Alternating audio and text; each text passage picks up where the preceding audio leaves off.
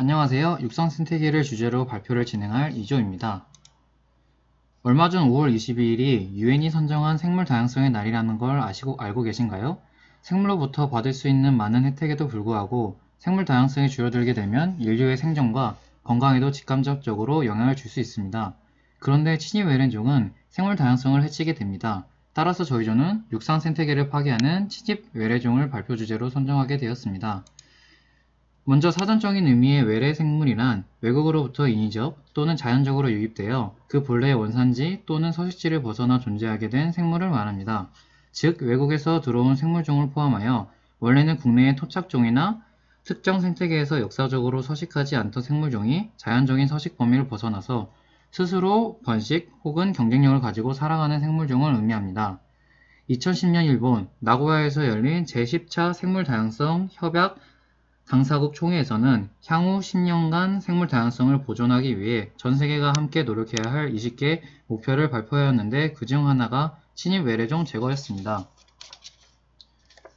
침입 외래종으로 인한 피해는 우리의 예상을 뛰어넘습니다. 먹이사슬 교란으로 토착 생물의 수가 줄고 농림수산원에 피해를 주는 것은 물론 병원균을 옮기기도 합니다. 전 지구적 기후변화와 천재지변 등의 환경변화로 새로운 생태계 교란 생물의 출현이 예상됩니다. 최근 여름철에 반복적으로 발생하고 있는 꽃매미, 등검은 말벌 등으로 국내 수목과 과수 등의 심각한 피해가 발생하고 있습니다. 저희는 침입 외래종 중 동물, 식물, 곤충 순으로 발표를 진행하겠습니다. 먼저 동물 교란종에 대해 알아보겠습니다. 뉴트리아는 중남미가 원서식지로 2009년 우리나라 생태교란종으로 지정된 포유류 생물입니다. 생태계 위해성 평가 등급 기준표에 따르면 뉴트리아는 위해성 등급 2급으로 지정되어 있습니다. 1급은 생태계 균형을 교란하거나 교란할 우려가 큰 것으로 판단되므로 조절 및 제거 관리가 필요한 생물, 2급은 생태계 위해성이 보통이나 향후 생태계 위해성이 높아질 가능성이 있어 확산 정도와 생태계 등에 미치는 영향을 지속적으로 관찰할 필요가 있는 생물, 마지막으로 3급은 생태계 위해성이 낮아 별도의 관리가 요구되지 않는 생물을 말합니다. 뉴트리아는 국내 모피 생산 대용과 식용으로 우리나라에 들어왔으나 점점 수요가 줄며 관리 미흡으로 생태계에 방류되어 번식하여 농가작물 및 자생식물 섭식, 토양식물 등으로 인하여 2009년 교란종으로 지정되었습니다. 뉴트리아의 서식지와 특성을 통해 어떻게 생태계 교란에 영향을 끼치는지 알아보았습니다. 뉴트리아는 반수생 포유류로 서식지는 하천이 가장 높았으나 산림지역과 반론 등의 인간의 간섭이 충분한 곳에서도 충분히 섭식 가능함이 밝혀졌습니다. 뉴트리아가 선호하는 지역은 고경습 생초본으로 다음 그림의 연두색 부분을 나타냅니다. 침입종이 원 서식지를 벗어나 새로운 서식지로 도입될 때는 다음과 같습니다. 초기 전착 단계, 확장 단계, 포화 단계로 거쳐가게 되는데 뉴트리아는 2단계에서 3단계로 넘어가는 과정이라고 볼 수 있습니다. 뉴트리아를 퇴치하기 위해 우리나라에서 시행한 것으로는 생포트랩을 설치하거나 뉴트리아 퇴치 전담반을 설치하여 2014년 9월까지는 총 3,400여 마리를 포획했습니다. 최종 포획일로부터 2년간 동일한 장소에서 뉴트리아가 포획되지 않을 경우 해당 지역의 퇴치 사업은 종료가 됩니다. 반대로 한국 다람쥐가 외국 생태계 교란종이 된 경우도 있습니다. 한국 다람쥐는 한반도 고유종이라고 할 수 있습니다. 1960년대부터 1980년대까지 일본 및 유럽에 대거 수출되었습니다. 사람들은 애완용으로 키우던 다람쥐를 기르기 어렵다는 이유로 유럽 근교숲, 도시공원에 방생시켰는데 그 수가 쉽게 눈에 띌 정도로 많아지며 유럽 야생에 자리를 잡게 되며 라임병을 옮기게 되었습니다. 라임병을 불러오는 보렐리아 박테리아를 진드기가 옮기게 되는데 실제로 세네르 숲에 서식하는 다람쥐의 30%가 보렐리아 균에 감염되었다고 합니다. 다람쥐가 진드기에 감염될 확률은 주요 숙주였던 들쥐에 비해 8.5배가 높다고 합니다. 라임병은 뇌염, 말초신경염, 부정맥 등을 일으키기도 하는 위험한 병이라고 합니다.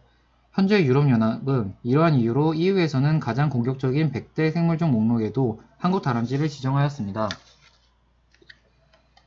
다음으로는 식물 외래종에 대해 설명하겠습니다. 국내 식물에 교란을 주는 외래종 식물은 자리를 잡으면 제거하기 어려운 특성이 있습니다. 지난해 보고서에 따르면 국내 침입 외래식물은 서울시의 경우 전체 면적의 10%를 차지하고 있습니다. 외래식물은 국내 식물의 번식을 방해하며 생태계를 해치고 알레르기를 유발하며 해를 끼치기도 하는 위해성을 가지고 있습니다. 국내 식물 생태계에 교란을 주는 외래종 중 대표적인 예로 핑크뮬리를 조사해 보았습니다. 가을이 되면 분홍색 갈대처럼 생긴 식물을 볼 수 있습니다. 전국 각지에서 핑크뮬리 밭을 조성하여 핑크뮬리는 가을 꽃축제의 중심이 되었고 최근 인생사진의 명소로 떠올라 SNS 상에서도 한 번쯤 보았을 만한 식물입니다. 핑크뮬리는 외떡잎 식물 변모 벽화 식물로 외래종 여러 햇살이 풀이며 원의 목적으로 국내에 처음 반입되어 관광객 유치를 위해 각 지자체에서 경쟁적으로 심어진 식물입니다. 그러나 핑크뮬리는 월동이 가능하고 종자 생산이 많은 특성상 한번 자리를 잡으면 제거하기 굉장히 어려운 특성이 있습니다. 또한 확산 속도가 너무 빠르고 가물거나 습하거나 덥거나 추워도 살아남는 특성이 있습니다. 이러한 핑크뮬리의 번식력과 생존력은 한국 토종식물의 번식을 막으며 생존의 위협이 있을 수 있습니다. 생태계 위해성 평가를 시행해 핑크뮬리는 생태계 교란식물 다음으로 높은 등급인 2급으로 분류되었으며 이는 생태계에 끼치는 위해성이 다소 높다고 볼 수 있습니다. 하지만 위해성 평가 결과가 나오기 전까지 핑크뮬리가 심어진 면적은 이미 축구장 면적의 15,7배인 11만 1988제곱미터 이상에 달합니다. 현재까지 외래종에 의한 생태계 파괴가 심각했기 때문에 외래종을 수입하는 데에는 주의가 필요할 것이라고 생각됩니다. 또한 이처럼 식물 생태계 교란을 일으키는 외래종 식물로 외철쭉이 있습니다. 지리산 국립공원 철쭉 군락지 안에는 한반도 자생종인 산철쭉 이외에 일본 철쭉인 자산홍, 연산홍, 흰철쭉으로 뒤덮여 있습니다. 1990년 당시 심은 산철쭉들입니다. 뒤덮인 철쭉은 지리산 철쭉제의 방문객을 끌어 인기를 몰았지만 이러한 일본 철쭉이 확산하면서 식물 생태계는 교란이 일어나게 됩니다.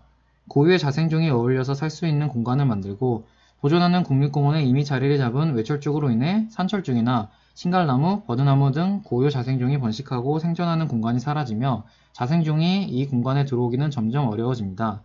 외철쭉으로 인한 훼손지 면적은 약 6만 6천 제곱미터로 추정하고 있고 국립공원 생태계 보존과 생물 다양성 복원을 위해 앞으로 철쭉 군락지 안에 일본 철쭉을 걷어낼 예정이라고 합니다. 다음으로는 곤충 교란종에 대해 설명드리겠습니다. 우리나라에서는 생태계 교란생물로 지정된 곤충은 2020년 기준으로 꽃매미와 붉은 불개미, 등검은 말벌, 갈색 날개 매미충, 미국 선녀벌레 종이 있습니다. 꽃매미는 노린제목 꽃매미과에 속하는 곤충입니다. 우리나라에서는 1979년 서식하는 것으로 기록된 이후 발견되지 않다가 2006년 천안시에서 대량 발생하면서 전국으로 확산해 알려졌습니다. 그동안 크게 문제되지 않다가 최근 지구온난화로 인해 꽃매미가 선호하는 수종인 활렵수의 증가, 사람들의 생활 방식의 변화로 인하여 꽃매미의 월동이 적합한 환경이 갖춰지면서 이상 증식을 한 것으로 전문가들은 추정하고 있습니다. 꽃매미는 흡증형 주둥이를 이용하여 과수 및 수목의 지백을 빨아먹으면서 나무의 생장을 저해하며 배설물로 인하여 나무에 게으른 병을 발생시키기도 합니다. 포도원에서는 열매를 흡집하여 상품의 가치를 떨어뜨려 문제가 되고 있습니다.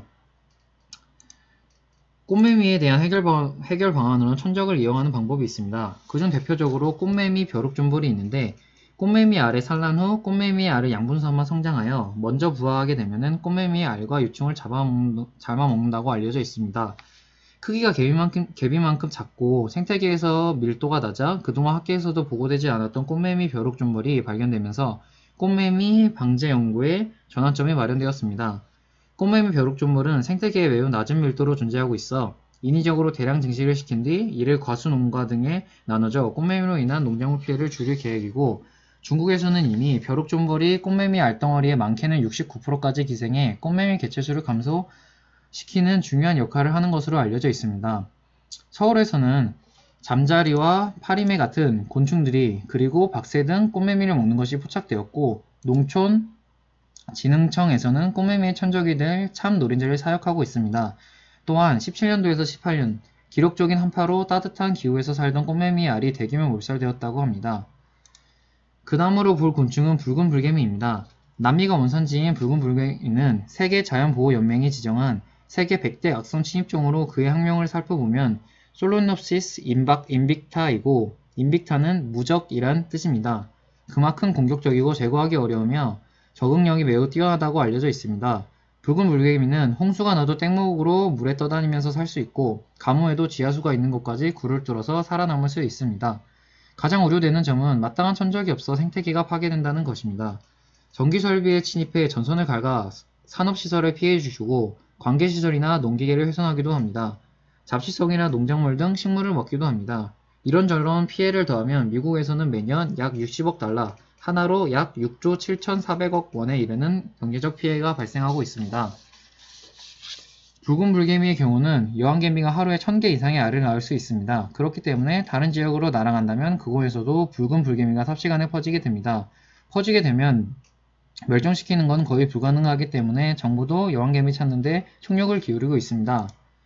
붉은 불개미는 별목개미과에 속하는 곤충으로 지난해 2017년 9월 부산행에서 처음 발견되면서 방역과 검역에 비상이 걸린 적이 있습니다. 최근 국내 일부 항만에서 잇따라 발견되고 있는 붉은 불개미는 해외로부터 들어온 컨테이너와 함께 유입된 것으로 추정되고 최근 잦은 출현으로 국내에서의 확산이 우려되고 있습니다. 국내 유입 시 생태계 교란 및 국민 건강에 심각한 문제를 야기시킬 수 있습니다. 따라서 국내에서도 붉은 불개미를 2018년 1월 3일자로 생태계 교란 생물로 지정하여 관리하고 있습니다. 붉은 불개미한테 쏘이면 심한 통증과 가려움증을 일으키게 되고 심한 경우 현기증과 호흡곤란 등 과민성 쇼크 증상이 나타나기도 합니다. 독에는 알칼리로이드인 솔레노프신과 펩타이드 독 성분인 포스포리파제와 그리고 하이알로니다제 등이 포함되어 있습니다. 이들 성분은 심장박동을 느리게 하고 혈압을 떨어뜨리는 것으로 알려져 있습니다. 미국에서는 매년 8만 명 이상, 지금까지 총 1,400만 명이 붉은 불개미에게 쏘였고 이 가운데 100여 명이 사망한 것으로 집계되었습니다. 한국 입장에서는 붉은 불개미를 일일이 잡아 육안으로 확인하는 게 불가능하기 때문에 곤충을 유인하는 먹이 트랩을 설치해 주기적으로 유인 여부를 확인하고 있다고 합니다. 붉은 불개미를 포함한 불특정 외래종을 확인하기 위해 곤충들이 좋아하는 햄으로 유인하는 먹이 트랩을 사용하여 햄을 먹으려고 들어오면 바닥에 뿌려진 부동액에 붙잡히는 방법을 사용하고 있다고 합니다. 그렇다면 우리나라에서 외래종의 침입으로 인해 망가진 생태계를 복원하기 위해 노력하고 있는 것을 알아보도록 하겠습니다. 환경부는 2009년부터 DMZ, 국립공원, 창녕 우프늪 등 보호지역을 중심으로 보호지역에 서식하는 생태계 교란 생물을 퇴치하기 위해 생태계 교란 생물 모니터링과 퇴치 사업을 함께 진행하고 있습니다. 2012년부터 보호지역 외의 지역에 대해서도 시범 퇴치 사업을 진행하고 있습니다.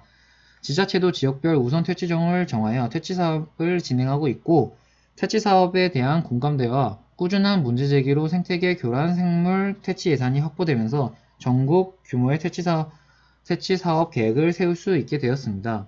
생태계 교란 생물 퇴치 사업은 확산 추세종을 중심으로 강화할 계획이고 성과를 얻기 위해 지역, 협의체 구성, 국고 보조 확대, 국민 참여형 퇴치 운동 등을 해나갈 계획입니다. 저희가 준비한 발표는 여기까지이고 들어주셔서 감사합니다.